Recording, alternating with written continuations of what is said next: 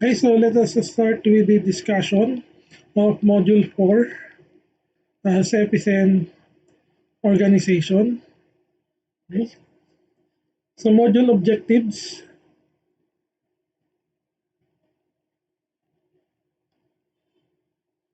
So at the end of the lesson, the student would be able to identify the different types of organizations in CEFI, outline the requirements in forming an organization in CEFI, enumerate the guidelines for being an officer and members of an organization, as well as of the moderator or advisor. In addition to this, uh, students would be able also to uh, enumerate and list the different or the ways in applying for a student activity. Okay, so the what are the requirements for student activities uh, to be passed to the Office for Student Affairs. Okay, so bakit kailangan natin itong i-discuss? So some of you will become leaders of the department organization artist in the future. So artist guild. So usually in artist guild, the officers usually belong to the third years. Pag fourth year, hindi na masyadong concern ng fourth year ang mga departmental activities. Kasi nakafocus ang fourth year natin sa kanilang internship and preparation for the board exam. Okay? Kaya kung mapapansin nyo sa ating Arts Guild Officer, wala kayong makikitang name ng fourth year except for the level representative. Okay? So our departmental organizations or organization, the Artist Guild, is designed for that na that the fourth years should focus more on their clinical studies and of course the preparation for the board exam.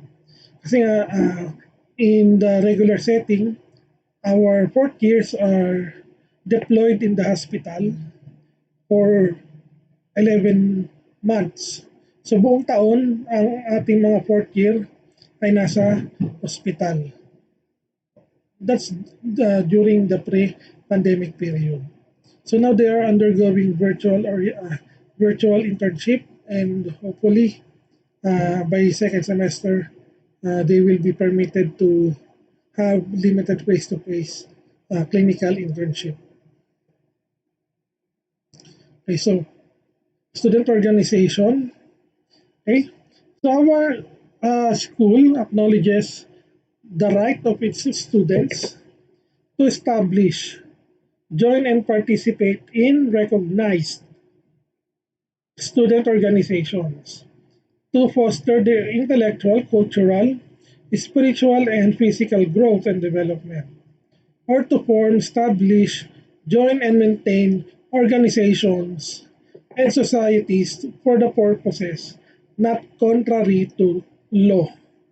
That is from the Batas Pambansa bilang uh, 232. So, as you can see, nakakapitalize yung recognized. Because in CEFI, there is a process of application for student organizations to be recognized by the school. Okay? So, dapat we have to have our student organization to be approved by the Office for Student Affairs. Okay. So every year, nire-renew yung uh, recognition na binibigay ng school sa mga student organizations. So if you would like to uh, establish or form an organization, so you have to uh, have it recognized by the Office for Student Affairs or OSA. Okay? So the right of students to form, establish, join, and maintain organizations, associations, or societies may likewise be curtailed by the school on the following grounds. Okay, ibig sabihin, may karapatan ng school na hindi i-allow ang any formation ng isang student organization, association, or society sa mga kadahilanan na sumusunod. Okay. When the exercise of the right presents a clear and present danger of a substantive evil which the school authorities have the right to prevent. Okay. So, kaya sa school natin, hindi nire-recognize ang mga uh, fraternities. Kasi alam naman natin, it is uh, a known secret that in different fraternities, may nagaganap na hazing. So hazing is danger to the students of our school. So the school does not recognize fraternities. Okay? So another one is when the organization, association, or society is formed for the purpose of asserting unpreferred right vis-a-vis the school's own preferred right. So yung mga yung mga activists na organizations, the school does not allow us to have organizations that are leaning towards the left. Okay? So kaya sa school natin, wala kang makikitang organizations such as Akbayan, Gabriela, etc. Okay? So because those organizations have different uh, right, preferred right from the school. Okay? So number three, when the organization, association, or society is harmful to the legitimate interest of the school and its students. So yun, nabanggit natin kanina, isang example yun sa fraternity. Okay?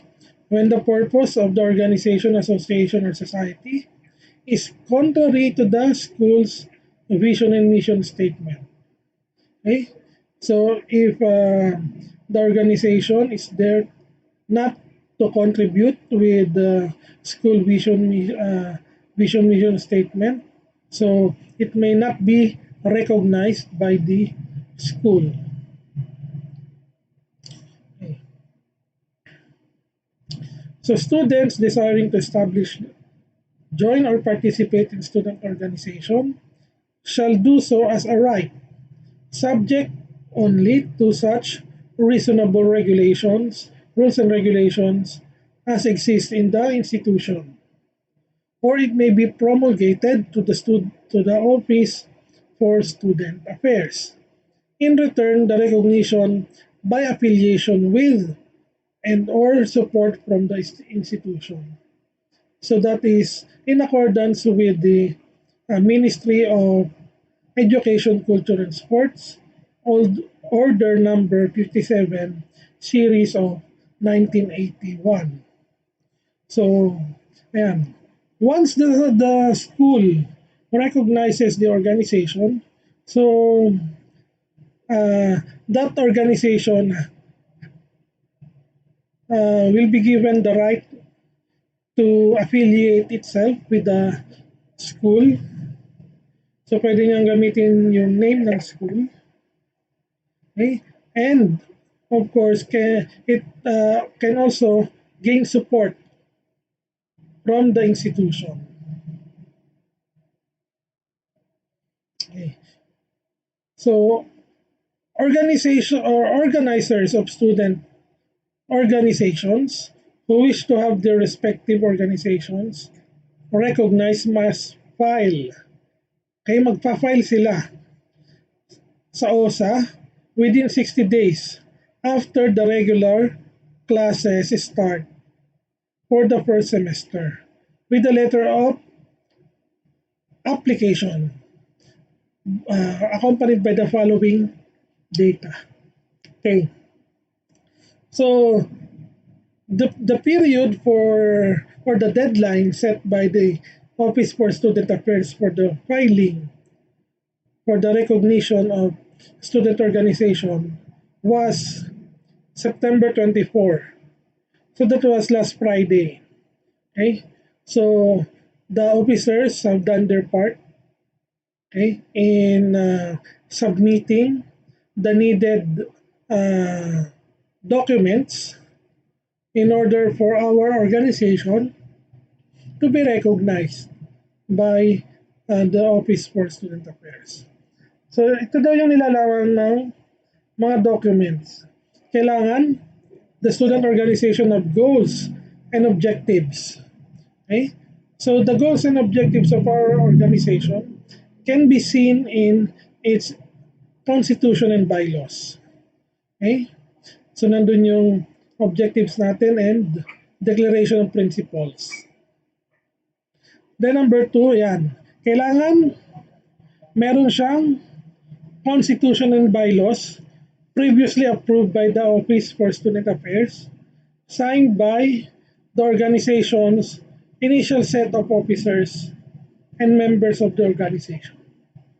Okay. So, ano bang nilalaman ng Constitution and Bylaws? So, the Constitution and Bylaws are the uh, laws or rules and regulations that governs the organization. So, lahat ng gagawin ng organization must be in accordance or in alignment with its constitution and bylaws. And the constitution and bylaws of the organization should follow the constitution and bylaws of the student um, student council, okay, college student council, okay. Okay, so parang naulit siya, okay. Ayan, ito yung nadagdag pala. So recognition shall never be extended to fraternities and sororities as a school policy. Okay, so we already stressed that earlier. Okay, so ito yung accompaniment or attachment pa rin na sinasubmit. So a list of organizations, set of officers, and members. Okay, including an indication of their respective positions, course and year levels, date of assumption of office, and their respective specimen signature. Then, a proposal of activities for the entire school year or 2 semesters. Okay? So, the year plan or the plan of action, year plan of action should be accompanied also by bawat project sa year plan, kailangan may objectives, may participants or people involved, okay, target participants, then budget proposal. Okay, syempre kung may budget proposal ka, kailangan alam mo rin kung saan kukunin yung funds. So source of funds and tentative dates of the implementation of the activities indicated in the proposal or year plan. Okay? So yan yung nilalaman. Okay, syempre, there should be a brief description of each activity and the name of proposed faculty advisor or moderator of the organization. So, and such other documents as may be required by the Office for Student Affairs. Okay. So, yung mga ibang hinihingi nila ay uh, kasama yung financial report ng organization. At the same time, list of achievements for the past school year. Okay?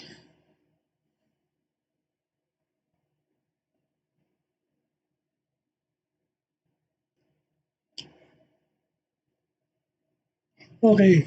So bakit kailangan ng proposal ng activities for the entire school year?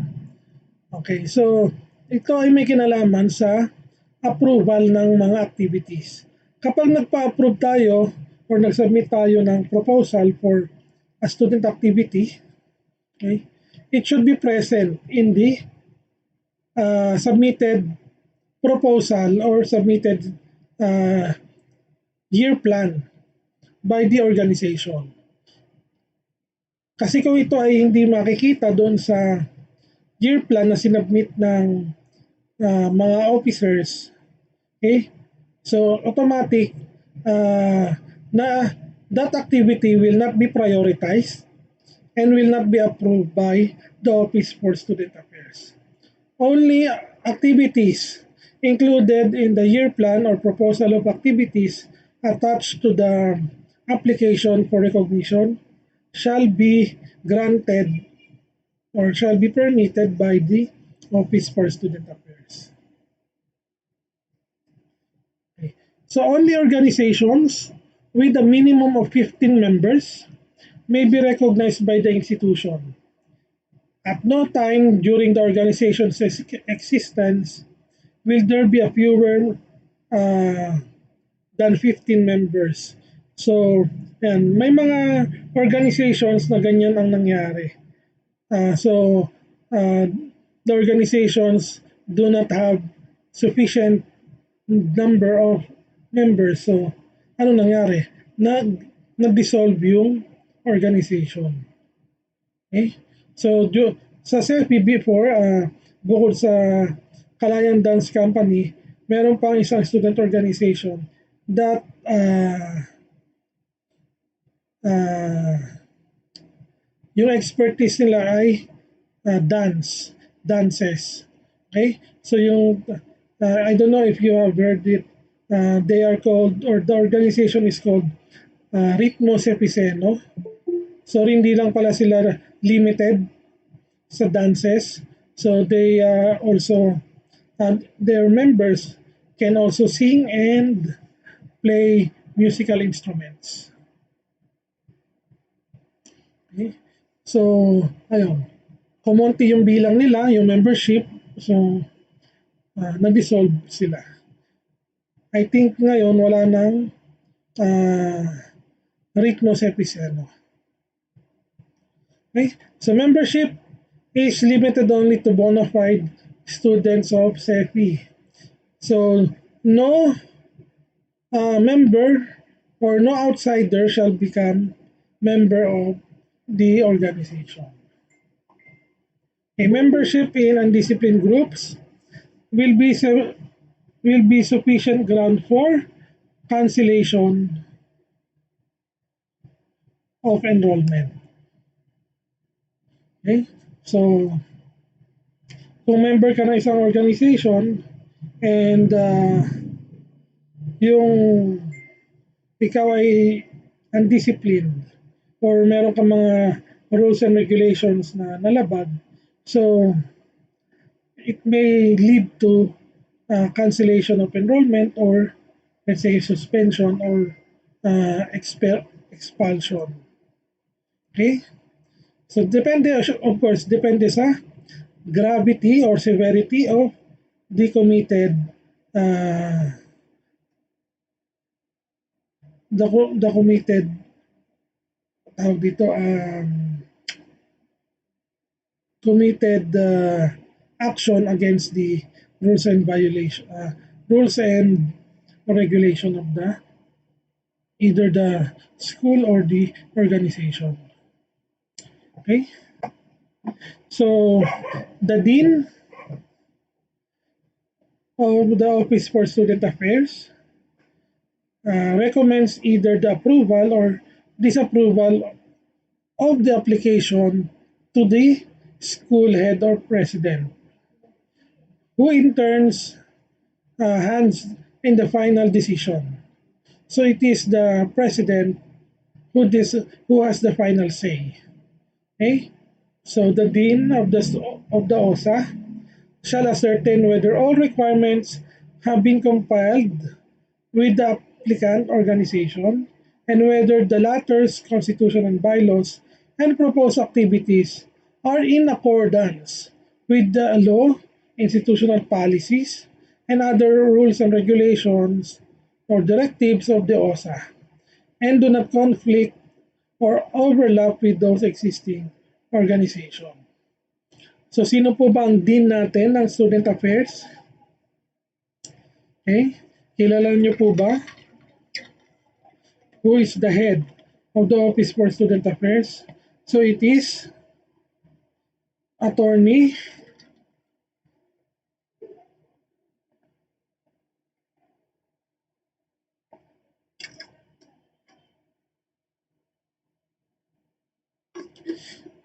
so sino po yung ating head for Student Affairs? Kilala niyo po ba? Sino po? Sorry, hindi ko masyadong marinig. Si Attorney Dina po ba? Dina. Who's Dina? Diana.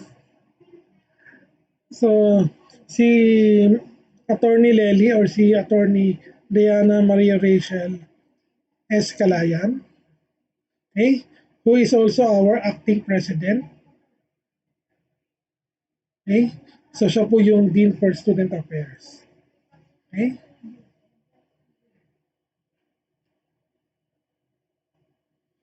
So, student organization officially recognized by the school will be issued a certification from the OSA within 30 days from the date of submission of all requirements.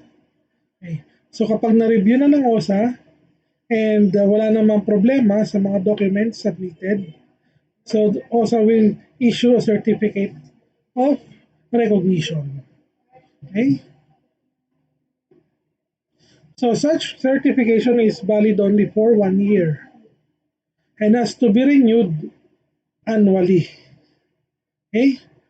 So also, so that certification may be revoked or cancelled for violations of the school rules and regulation. Siyempre, the school holds the discretion whether to revoke or cancel the certification. So provided that there is or there are valid reasons. Okay? Any organization which does not renew its registration within the prescribed period shall be considered automatically defunct or dissolved. Yes. So meaning they will not be given extension or application. Okay? Once the deadline is over, so they have to wait for another year to be recognized or to apply for recognition again. Okay, so one of the requirements also is the attendance of the organization's officer to the leadership training seminar. Okay? So, yun ay isang condition. Okay. So, recognize. So, ito yung isa sa mga benefit ng recognized organization. So, it may collect reasonable membership fees or dues and other contributions from its members for financial support.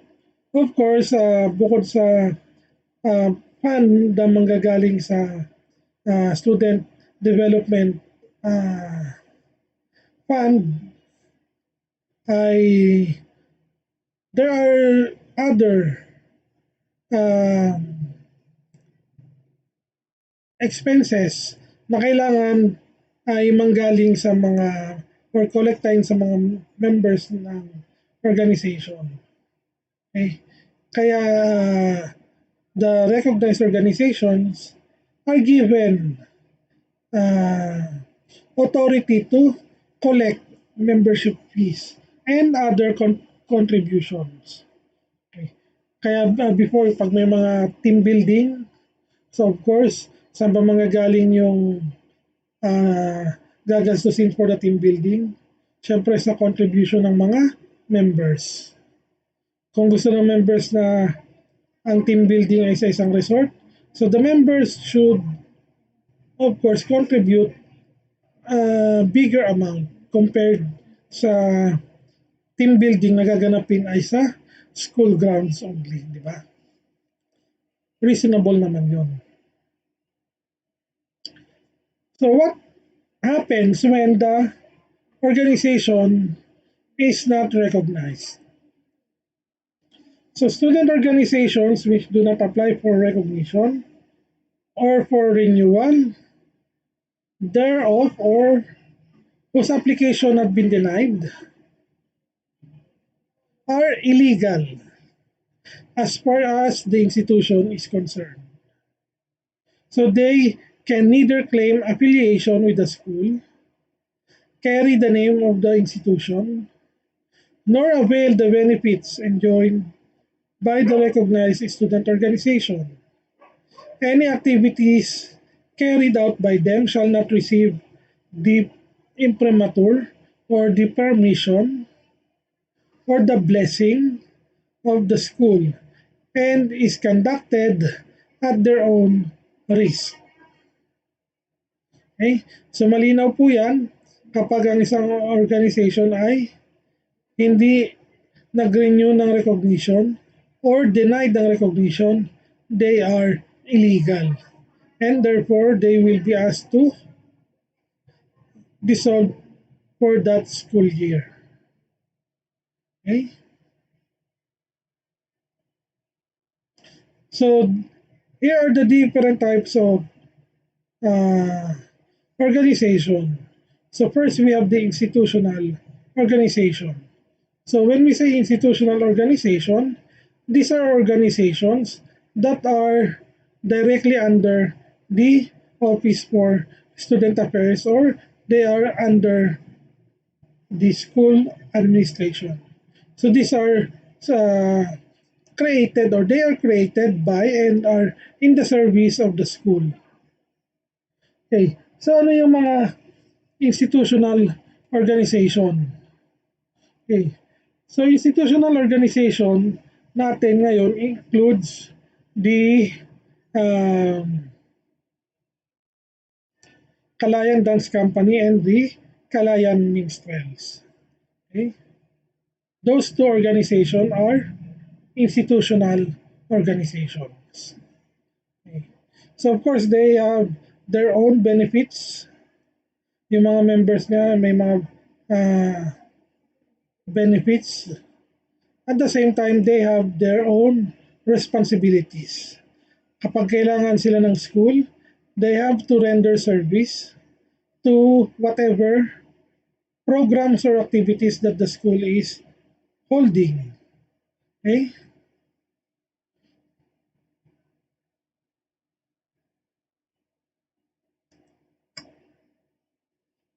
And then, meron din tayo tinatawag na uh, department organization. Okay? So, departmental organizations are organizations put up by the department or college in aid of accomplishing the curricular goals. Okay? They are said to be also considered institutional organization. However, they do not enjoy the subsidy from the institution, but may collect dues from the members for various programs. Okay, unlike the Kalayan Minstrel and the Kalayan Dance Company, okay, those two, kapag meron silang mga programs, they are subsidized by the school, yung kanilang budget. Okay. Ang mga departmental organizations, kaya siya na hindi siya makaklasify totally as an institutional organization because they are not subsidized by the school. Okay. Ang budget na pinanggagalingan ng budget nila or the source of funds are the contribution of the students, either membership fees or contributions specifically collected for specific programs. Okay? So again, departmental organizations are may be considered institutional organization, but they are not totally institutional organization because they do not enjoy school financial subsidy. Okay, clear po ba yun? Malinaw po ba? So kapag member ka ng Artist Guild, hindi ka bibigyan ng financial subsidy ng school kapag may gusto kang activity or project or program na ipatupad. Okay. So the source of fund would be coming from the members, contributions ng members, or sponsorship from outside. Okay? Okay. So now we go to the guidelines for members and officers. So before we move on to that, do you have any questions?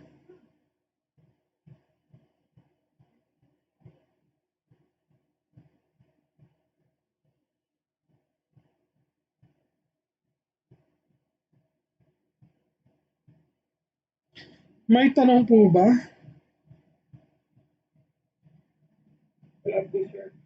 Wala naman.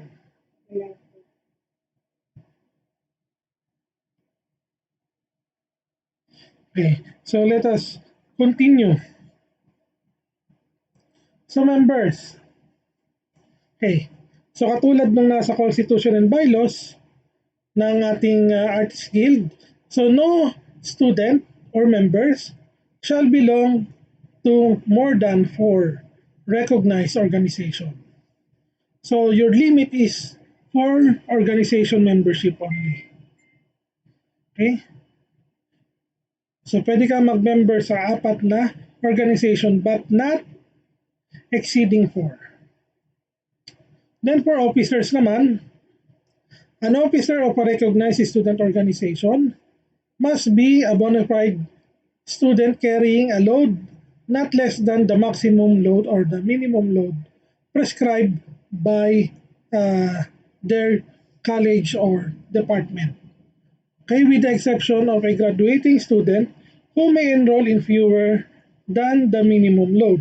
Okay, however sa ating program, kahit graduating student ay hindi magkikerry ng minimum load. Bakit? Kasi the regular load of a graduating student in the BSRT program for the first semester is 20 units. No, it's not 20 units. Yeah, tama pala. 20 units, 16 units yung junior internship, and then 4 units yung seminar compendia, so 20 units. So, ganun yung ating 4th year. And then sa second semester, the same din. Diba? So, paano nyo, syempre, you cannot compare senior high with college. Diba? Kasi before may mga memes na sa senior high daw ay ilang oras ang klase na pinakamatagal? 2 hours, 3 hours. So sa college po, depende po yan sa subject. Okay? Meron tayong subject uh, dito sa RT na ang kanyang lecture ay 3 hours at ang kanyang laboratory ay 3 hours. So total ay 6 hours. Diba? So meron din na everyday 2 hours ang klase for 3 days. Okay, so ayun. Depende siya sa subject. Okay, so next. Must not be under any academic or disciplinary probation. Okay, during the department organization, okay, the dean discussed what it means to be under academic probation, di ba? So kapag meron kang failure sa isang semester, 1 or 2 subjects, so you will be put under academic probation, and kapag bumagsak ka pa uli, so you will be advised to transfer or to shift to another course. Then, must have an annual general weighted average of at least 2.5. So, ganyan din yung nakalagay sa natin sa ating Constitution and Bylaws. Okay? Na requirement for a member to become an officer. At least with a GWA of 2.5 from the previous or from the preceding semester. Of course, it is not applicable for freshmen. Next, officers occupying the top 3 positions, namely the president, vice president, and the positions of secretary or treasurer, are disqualified from holding other positions in other organizations. Okay? So kaya po nung naging president ako ng Artist Guild, and I was asked to run for the student council, college student council. So I have to resign as president of the Artist Guild because of this guideline. Okay? Because of this provision. Okay? Only because I occupy the top post of the organization, so I cannot occupy another position in another organization. Much more the a position of the student council na mas mabigat yung responsibility compared sa artist guild. Okay. So failure to maintain the above-mentioned requirements while serving as an officer would mean that the student would have to vacate their designated post. Okay? So kapag bumaba ang GWA mo, less than 2.5, so it may be ground for removal from office.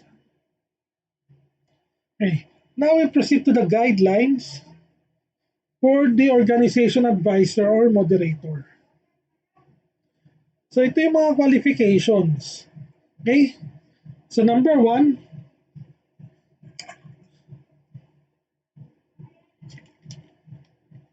kailangan the chosen advisor or organization moderator ay isang full-time faculty member. Okay, full-time. Okay. Next, for academic-related organization, such as departmental organization, okay, the said faculty should be related to the college or department. Okay?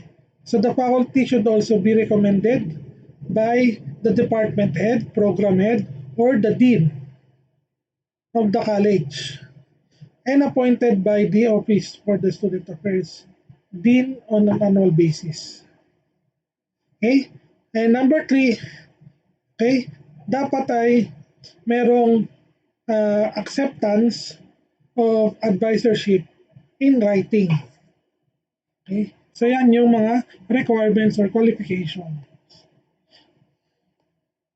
Okay.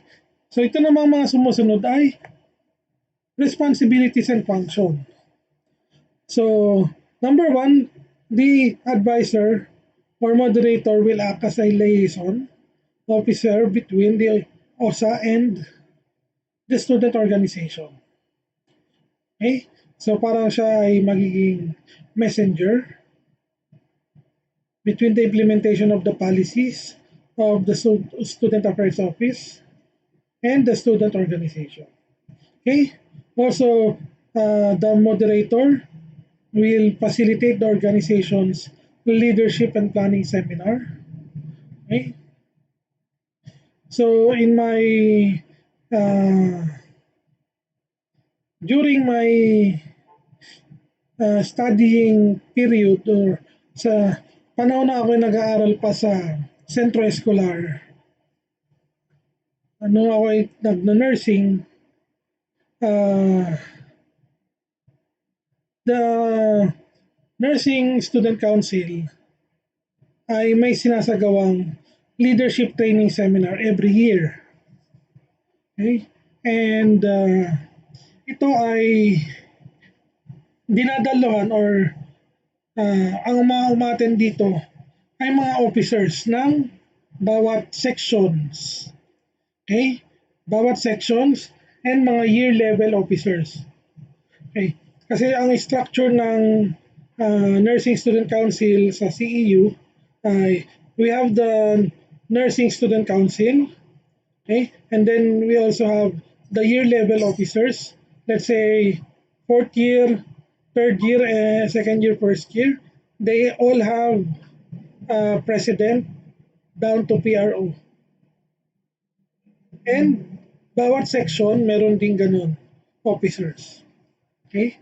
And in addition to the officers, okay, merong designated COMELEC ang College of Nursing. So, the COMELEC plus the officers, class officers, year level officers, and the Nursing Student Council are attendees or participants of the leadership training seminar. Okay. So every year siya ginagawa. Then bukod doon, ang mismong University Student Council ng CEU ay nagsasagawa rin ng leadership training seminar. And for the University Student University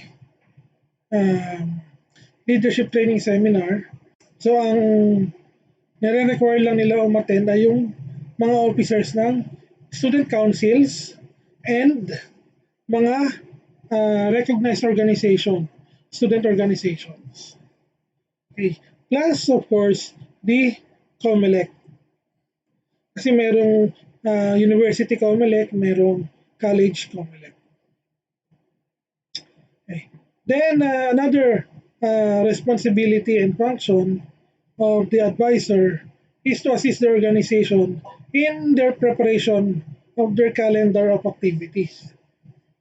Kaya nga, during the beginning, on the first few months, nagkakandak tayo ng election ng officers. And after the election, so the advisor or moderator will call for the first meeting of the new sets of officers in order for them to discuss about the application for recognition and of course for the planning of the year plan or the calendar of activities. Okay.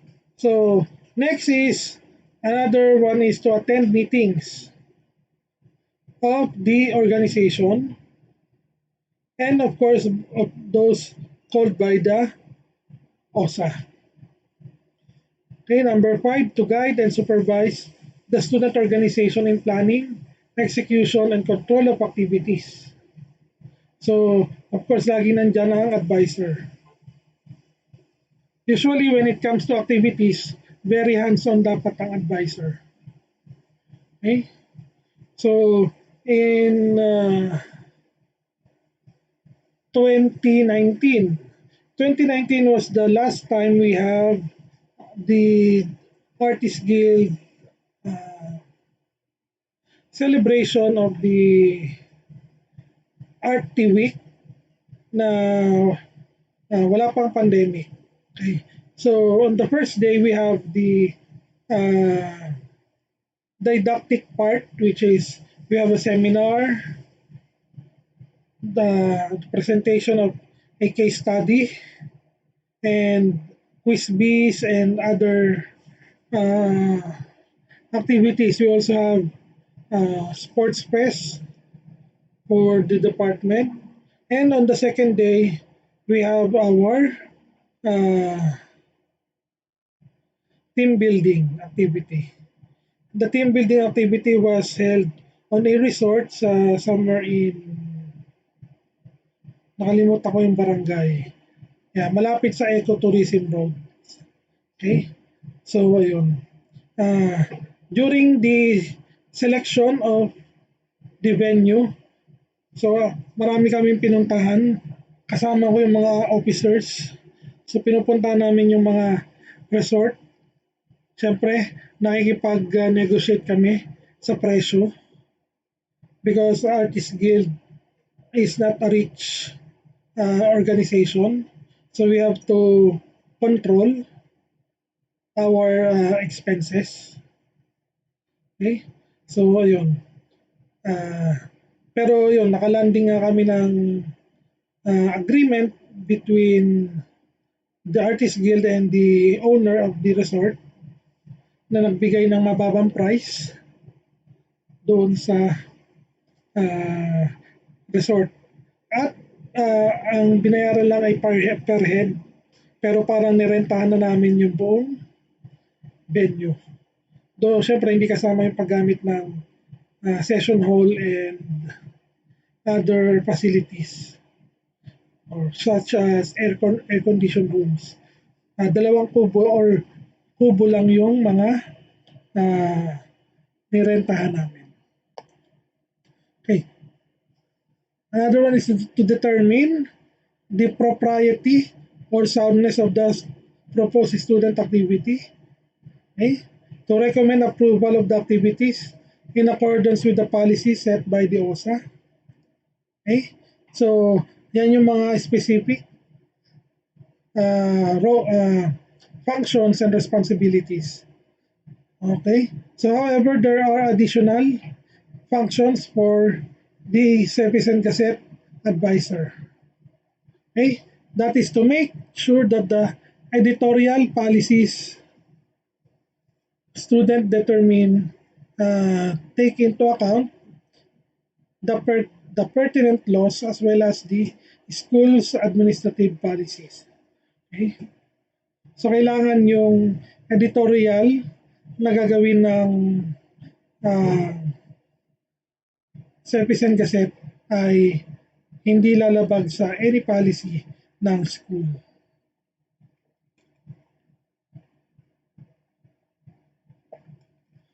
So yan ay under ng Campus Journalism Act of 1991. And then to cultivate responsible journalism among the student members of the CEFIzen Gazette. Okay? So kapag in the future naging Artist Guild officer kayo, so you will be experiencing, okay, how to plan and the process the documents with OSA, yung mga required documents. Okay? So ayan, meron na kayong glimpse kung gusto nyo maging leader ng ating organization. So ayan yung mga tatahakin landas.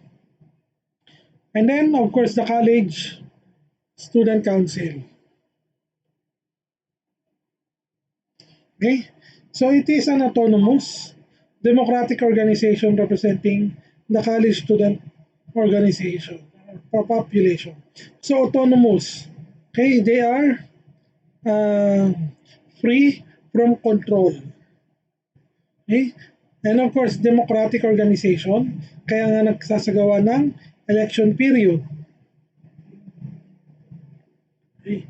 So it is the supreme student government of the institutions, tertiary department or the college department. So the student council governs not only the student population but also all recognized student organizations in CEFI. Okay. So yun, hindi lang kaya nga mabigat yung responsibility ng isang student council officer because they are not only uh, responsible for the college student population, but they can also be responsible with the different recognized organization ng ating institution. Okay. So, marami ang activities ang ginagawa ng student council or college student council. So, let's say, example for this are during the Olympics. Okay, usually it is the student council, college student council who are the main organizer for the Olympics. Of course, meron sariling chairperson ang Olympics na assigned by the school. But katulong nito, or katulong ng chairperson na to, yung mga college student council officers. Okay? And sa Foundation Day, ganun din. Mga punong abala sila. Okay? And other activities that the college student council may implement on a specific time. Okay. So the council is also the student arm of the OSA. So it is asked or tasked to aid the OSA in its function as acting liaison between the administration and the students. Okay, so usually sa mga meetings as the student council officers may be called in. So sa certain instances kapag may issues involving the student body, ini-invite ang mga officers ng student council to attend meetings of the administration or the, let's say, academic council or the mga board meeting, etc. Okay?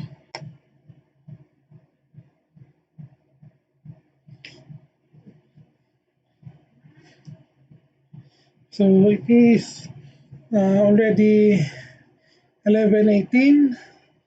So we will still continue. Sana matapos natin until 11:30.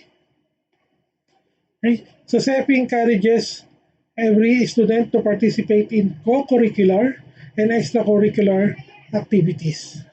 Okay. So what is the difference between co-curricular and extracurricular activities? Okay. When we say co-curricular, so these are activities that are aligned with the curriculum.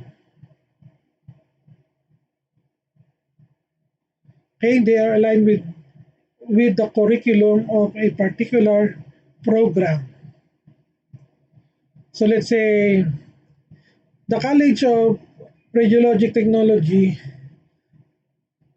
have or has a program that is called Pre-Internship Program. So this is not indicated in the curriculum. However, it serves a purpose. It prepares the student for the daily life in the internship program. So it introduces the life of the rad tech in the clinical setting. So it is a co-curricular activity. Extracurricular activities includes mga sport activities, outreach programs, mga tree planting. Okay? So these are extracurricular activities. Extra meaning outside of the curriculum. Extracurricular, outside of the curriculum. So they are not involved in any way in the curriculum. These activities are not or cannot be connected with the curriculum. Kaya siya ay extracurricular activities. Okay?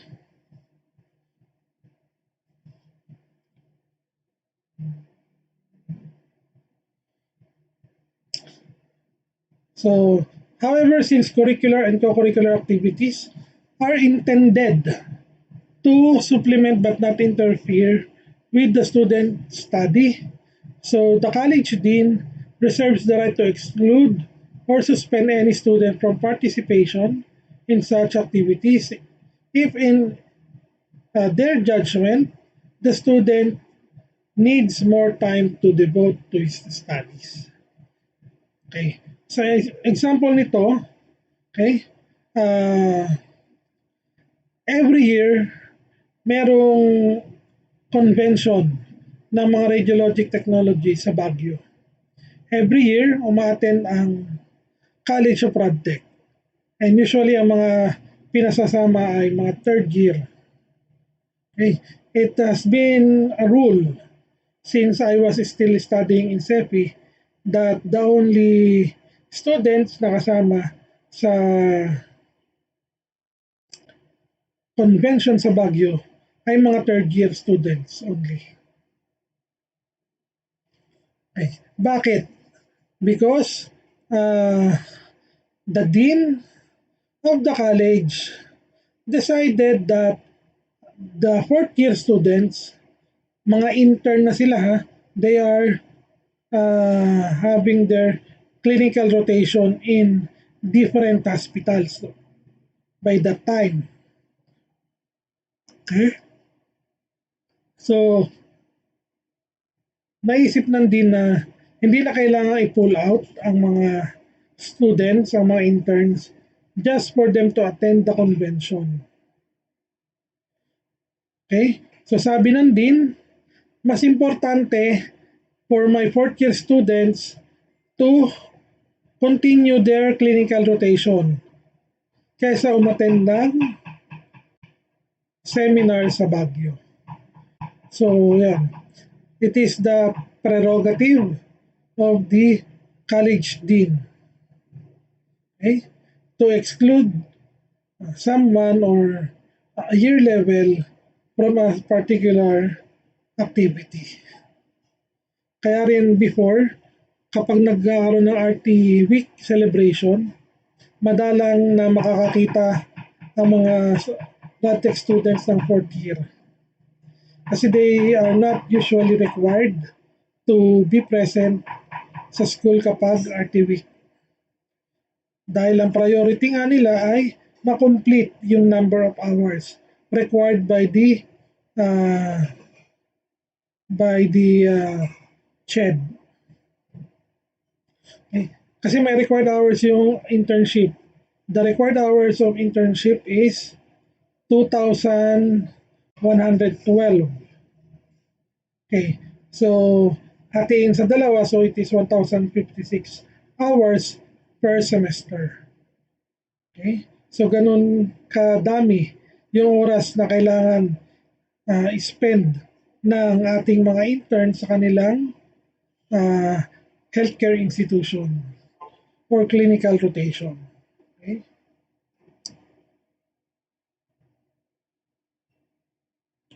Okay, so co-curricular activities should not become a reason to skip classes. However, a student cannot help missing classes due to these activities. So, kailangan may approval ng dean yung hindi pag-attend ng klase. Para rin maiwasan yung tinatawag natin na unofficially drop or failure due to absence. Okay? Then,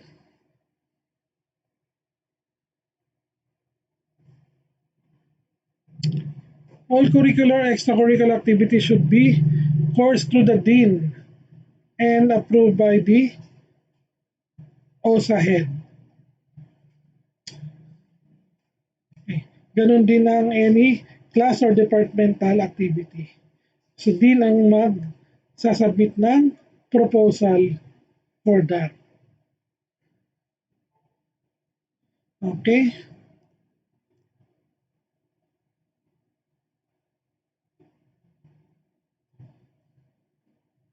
Uy, naulit lang to.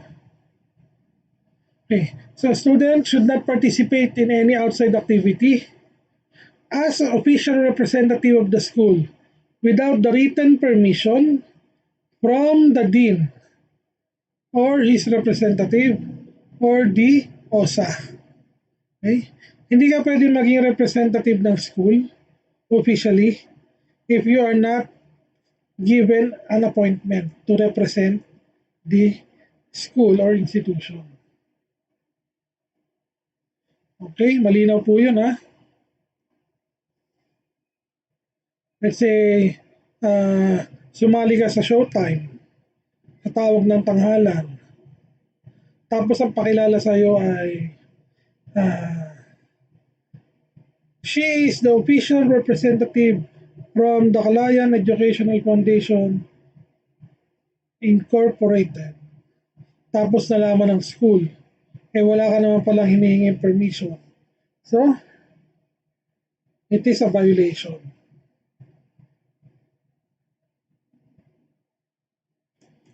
Okay? So all posters, announcement, and advertisements on campus concerning co-curricular and extracurricular activities shall require the approval of the OSA for posting. Kailangan may stamp.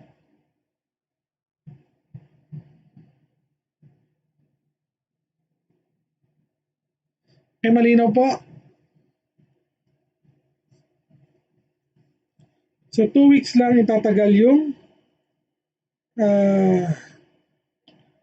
pagpo-post ng mga posters.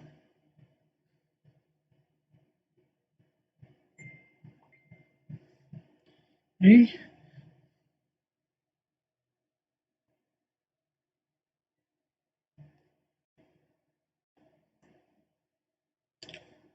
Okay, so maximum 2 weeks before the activity and removal ng poster 1 day after the activity.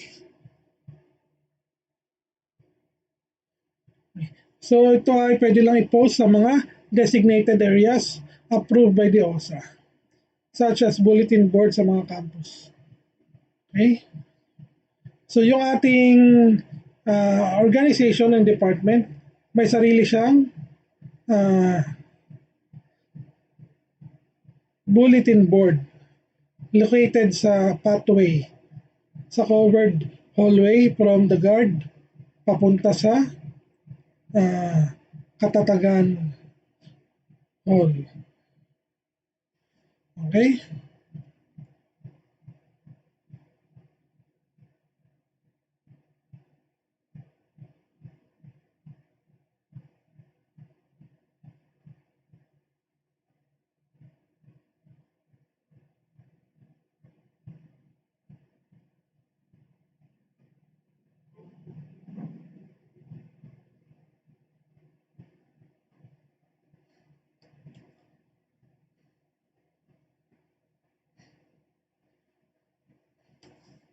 Okay, so ayan, mga posters, okay?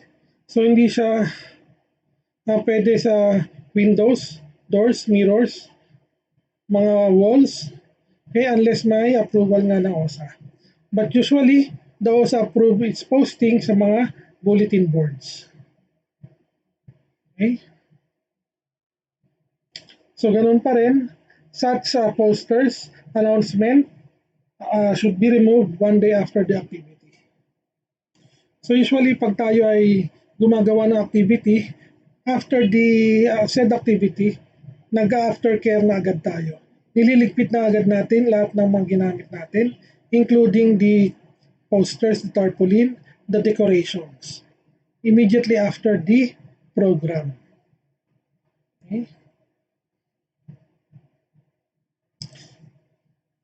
Okay, so the sponsoring class, so usually, mayroong mga during the activities or let's say seminar symposium during the activity celebration, usually ay may mga na-assign. So let's say the higher year, the third year are usually members of the organizing committees. Okay? And then the second year, so usually sila yung decoration. First year, syempre, ang kanilang usual na trabaho ay aftercare.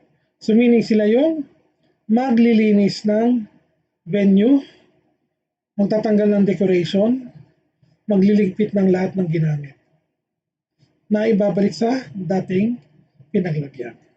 Okay? Okay. So ito naman yung pag-submit ng student activity proposal. So ito mga nilalaman. Title of the proposed activity, okay, nature ng proposed activity, rationale or objectives ng activity, and details of the proposed activity such as date, time, venue, target participants, and yung tentative program or flow of program. Okay? So yan ay mga naka-attach dapat sa activity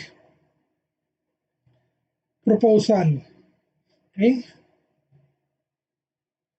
So syempre, kasama yung proposed budget,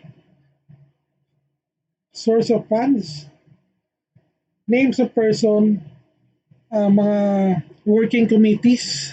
Okay? So yun yung nilalaman ng mga student activity proposal. Okay?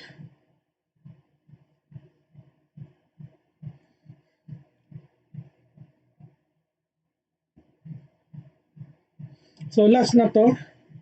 Okay? And the activity proposal should be signed by the following. Okay, for organization-sponsored activities, president of the organization, advisor, student activities advisor, okay, dean or department head. Okay? For any other school activities, so signature lang ng student activities advisor and dean ng college or department concerned. Okay, so the activity proposal shall be submitted to the OSA, okay, for the approval for at least 20 days, 20 calendar days before the implementation of the activity. Okay, it may, however, be denied based on the following reasons: failure to submit the proposal on time, the activity, project, and program is not in accordance with the school's vision and mission, core values, and the organization's objectives. The activity is in violation of the school rules and regulation, or the activity coincides with another activity or program approved by the OSA. Okay. So ito yung mga ilan sa mga uh, reasons kung bakit pwedeng ma-disapprove yung activity proposal. Okay? So request for reconsideration may be filed to the Dean of OSA, okay? As the case may be for final approval. However, the final approval or the final decision rests with the school president. Okay? So, dyan muna tayo magtatapos. Okay?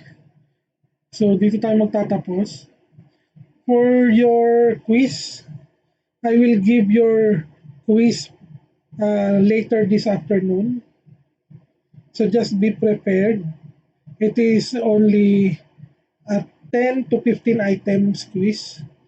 Okay? It can either be multiple choice, true or false, or fill in the blanks. Okay? 10 to 15 questions only. Okay? So do you have questions?